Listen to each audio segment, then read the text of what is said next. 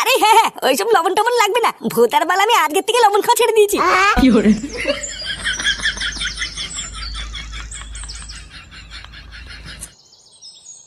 এই কি হলো? তোরা এত সকালে এখানে কি করছিস? চোদনা, কাল রাত্রে বেলা তোকে আমি বারবার করে কি বললাম, তুই আজকে সব ভুলে গেছিস? এই নে রে, কাল রাতে আবার কি বললি? এ বাড়া, তুই তো মহা বাঞ্চোদ রে। কাল রাত্রে বেলা তোকে আমি বারবার করে বললাম না, শহর থেকে আমার বন্ধু আর বন্ধুর বউ আসছে।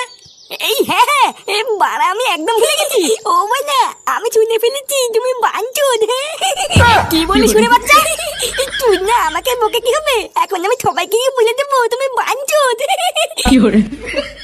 তোর কি বাড়াচোদা ছেলে রে ফুটো? ও ওই লেওরা, সেটা আমি পরে ভাঙছি। আগে বল তোরা যেন কি বলছিলিস? আরে কি আবার বলবো, তাড়াতাড়ি আমাদের বাড়িতে চল, আমরা হাতে হাতে কাজ করে দিবি, অনেক কাজ পড়ে আছে। এ বাড়া, এতক্ষণে মনে হয় শহর থেকে আমার বন্ধু আর বন্ধুর বউ আমাদের বাড়িতে চলেও এসছে।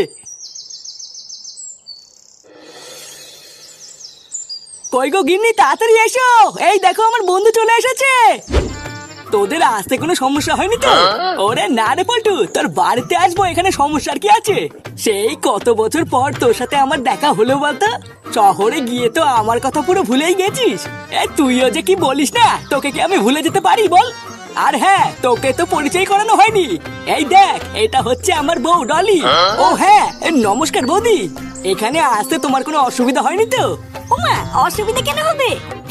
অসুবিধা হলেই বা আমি আছি না, এই ফুটো আছে বৌদির জন্য। ভূতার বাল, তোমার কোনো কিছু প্রয়োজন হলে তুমি আমাকে বলবো বৌদি, আমি একেবারে ঘরে গিয়ে ঢুকিয়ে দিয়ে আসবো। ঘরে গিয়ে ঢুকিয়ে দিয়ে আসবে মানে কি বলতে চাইছো তুমি? না না বৌদি, ও বলতে চাইছে তোমার কোনো কিছু প্রয়োজন হলে ও ঘরে ঢুকে গিয়ে দিয়ে আসবে। এই ছেলেটা কেটে পল্টু, এই মালটার ভাব চক্কর তো আমার একদম ভালো লাগছে না। আরে ও হচ্ছে আমার একটা বন্ধু ফুটো, ওর কথাই তুই কিছু মনে করিস না। আসলে ও একটু মজা করে বুঝলি, তাছাড়া ওর মনটা কিন্তু খুবই ভালো। হ্যাঁ গো, তোমরা